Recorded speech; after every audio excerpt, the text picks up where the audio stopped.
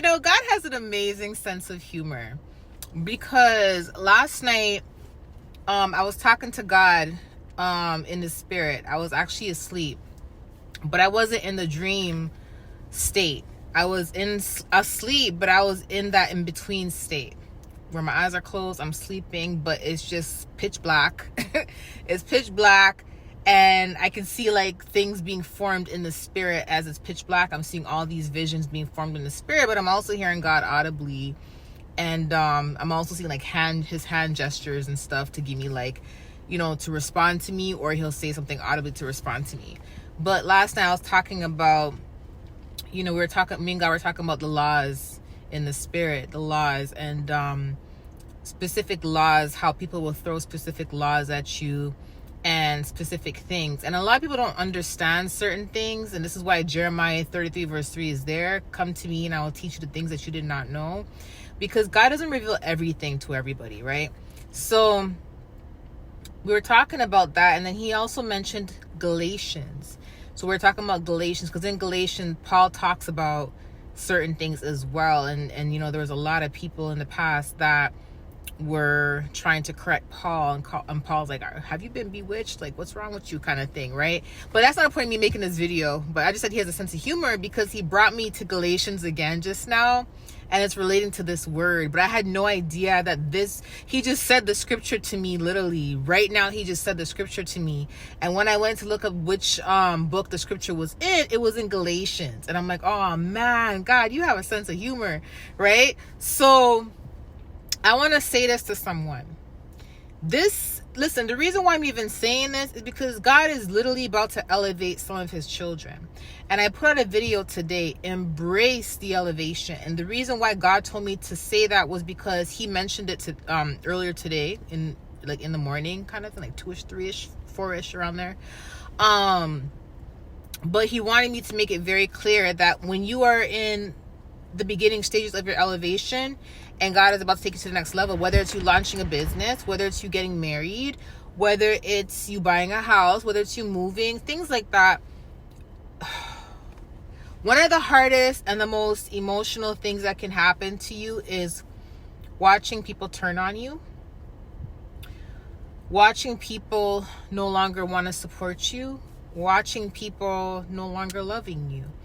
And sometimes when that happens, you start to feel bad. You start to feel like you don't even deserve the breakthrough, the blessing that God is giving you, because you're like, God, I don't want to receive this if I'm making other people feel uncomfortable, or making other people feel less of themselves, because I just received this. You just blessed me with a new house, and now my family's not talking to me. Now my friend's not talking to me, or you just blessed me with a new business, and now a lot of people are not talking to me no more. No one's calling me no more. No one's texting me no more.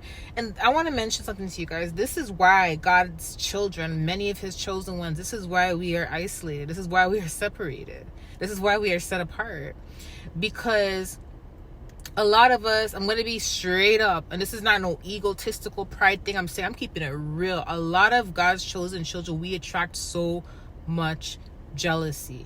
We attract it so much. It's like we can't get away from it. And it's sad. Sometimes it will bring you to tears. It will bring you to tears. Because sometimes you feel like you just want to give up everything, because it's like, I don't like this feeling that I feel.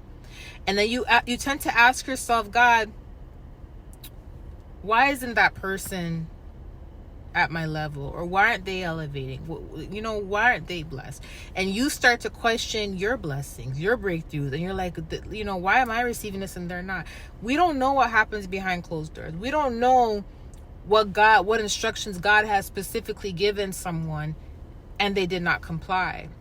I was watching Uncle Tony Gaskins the other day. And Uncle Tony Gaskins mentioned something very, very, very important. And it's something I've been telling you guys for a very long time. But when he said it, I was like, man, even he sees it. He was mentioning how, there's some Christians that, that read the Bible at the back of their hand, that know all the laws, that are very, they pray, they fast, and they, it looks like they know everything about God because they're so knowledgeable about certain things. But then you'll see them still stuck in the same situation. You're like, why is that? Then you'll see someone who may not know much about the Bible. They may know a little bit, but they pray, they fast, they're obedient. And you may look at them and think that they don't know much about God because maybe they're wearing leggings, or maybe they wear a wig, or maybe they have lashes and nails on, or you know what I'm saying? And you'll see them being blessed, and you're like, why is that? So when he mentioned that in the video, he said it's because of the heart posture, because God weighs the mind, the heart, and the motives. So, some people can be, Christians, and they don't even have to be Christians. If your heart is not right, that can be a blockage in your own breakthrough. That could be a blockage in your own breakthrough. And one thing he mentioned was, if you are a jealous person, if you are an envious person, if you are gossiping about people, if you are spreading false information, if you are lying and slandering, you will be your own stumbling block. That's what he mentioned. And it's the truth, because I've been telling you guys this for a very long time. Now, the point of me saying all this, I had to bring that all up to give you guys a bit of a background so you guys understand where I'm coming from. But today I received a message from God relating to the elevation of many of his children, and many of his children feeling uncomfortable and feeling bad because they feel like if they're elevating, they're leaving people behind, but they don't want to see the people that they love suffer. Yet the very people that they love, that they don't want to see suffer, are the very people that are hating on them, are the very people that did not like them this whole time, are the very people that will cut ties with them because they received a breakthrough, are the very people that if they had the chance, they would say, let me take that person's position. Not only that, but they wouldn't feel bad about it either. You ever post a picture on social media and the picture is innocent? You're not doing anything bad in the picture. You just post a nice picture with a nice, quote, whatever, and you lose a bunch of followers. Or, you post a business, you lose followers, or you lose supporters, or you post a video on Facebook or TikTok and you lose people. You see what I'm saying? And every time you post something relating to an achievement, even if you're not showing anyone what you're achieving behind closed doors, but you have to post something in order to advertise or in order to do something, people will unfollow. And here's the thing, it's not like you did anything wrong. No, what it is there's people out there who are not healed. There's people out there who are not, their heart isn't right. And then sometimes there's people out there who purposely will unfollow you or step away from you because when they see that you're doing good in life, they feel bad about themselves and they remove themselves to protect themselves, so they're not feeling discouraged, right? So sometimes it is out of protection. Also, sometimes it's because when they see that you're doing something good and you're receiving some sort of elevation, their heart will go from loving you and liking you to all of a sudden resenting you, hating you, and they'll notice it in that moment, and they will know that it's not healthy, and they will take accountability and say, okay, I gotta pull myself from him or her because the way I'm feeling about him and her is not good, right? And then there's some people who just do it because they're hating, and then some people, you know what I'm saying? So we don't know what goes on behind closed doors, and we don't know the types of instructions that God has given other people and what God has told people to do. All we know is what God has told us to do. Do you see what I'm saying? All we know is what we are complying to and what we are being obedient to. Because some of you guys see that you lost a little bit of followers because you posted something to now you don't want to post something.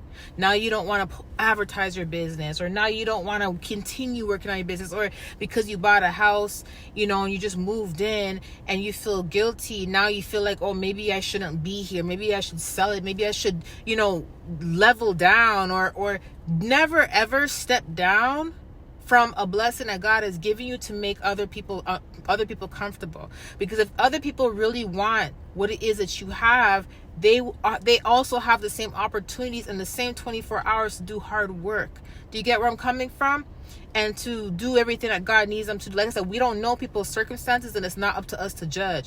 But what you need to do is focus on what it is God told you to do. Remember something, if you're doing the work and you're doing what God needs you to do, there's a reason why he's opening certain doors for you. There's a reason why he's taking you from out of where you used to be and he's putting you somewhere else. Don't let, because you lost followers, you lost friends, you lost family, you lost supporters, whatever your situation is, don't let because of that now you feel discouraged and you don't want to continue. You don't want to continue. It's lonely at the top, but you were lonely already at the bottom. Do you get where I'm coming from? Like, do you see where I'm coming from? Like, but you have God, obviously. But what I'm trying to say is, like, you never really had the support you needed in the first place. Do you see where I'm coming from? And then not only that, but when you elevate in life and people switch up against you, turn against you, and they don't want to talk to you, etc., etc., these were not the people that loved you originally. Because I'm telling you right now, when you have a genuine heart, no matter how much you see someone winning, even though sometimes you may get discouraged or you may sometimes question your blessings, we've all been there. And sometimes you may be like, God, when is it my turn? If you have a good heart, you will never, ever let that get in between the love you have for someone else or the support you have for someone else. That is a genuine person. So when people oftentimes cut you off, don't want to talk to you, and they feel some type of way about your elevation or about whatever God's doing in your life, they were never for you in the first place. What God is doing when you notice that you're losing followers, you're losing supporters, you're losing friends, you're losing family, what God is doing is he's actually revealing things to you, and he's actually doing you a favor. You know what he told me the other day? He says whenever that happens, it means he is purging people out of your life. He is doing a purge. People are removing themselves from you, and that has to happen, because guess what? You are going to attract the right people. You're going to attract the very ones who love you and support you. Okay? And it may not be a lot, and that's fine. It may not be a lot, and that's fine. But you have to remember something at the end of the day. This is where the scripture comes in. At the end of the day, you do not fight this hard. You do not have all these sleepless nights, go through numerous counts of warfare for you to just pull back because someone else is uncomfortable or because someone else did not choose to fight like you.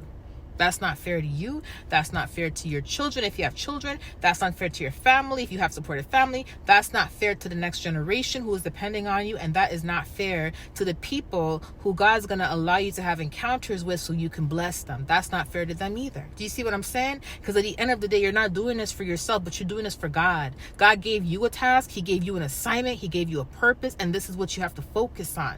Your task, your mission, your calling is to please Him, not man. Okay, you remember that. So I'm going to read a scripture to you from Galatians. That's why I was laughing. My God, you have a sense of humor, because we were talking about Galatians last night, right? You have a sense of humor. Okay, God, I just saw something vision wise, but I'm gonna talk about it later. It's a whole separate video, because I want to get some confirmations from him about something. Okay, so Galatians 1 verse 10. Am I trying to win the approval of human beings or of God? Or am I trying to please people?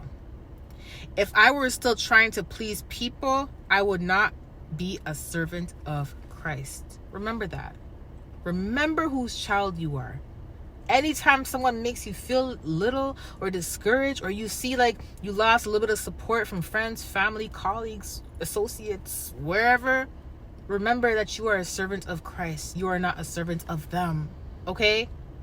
I love you guys. Talk to you soon. Bye.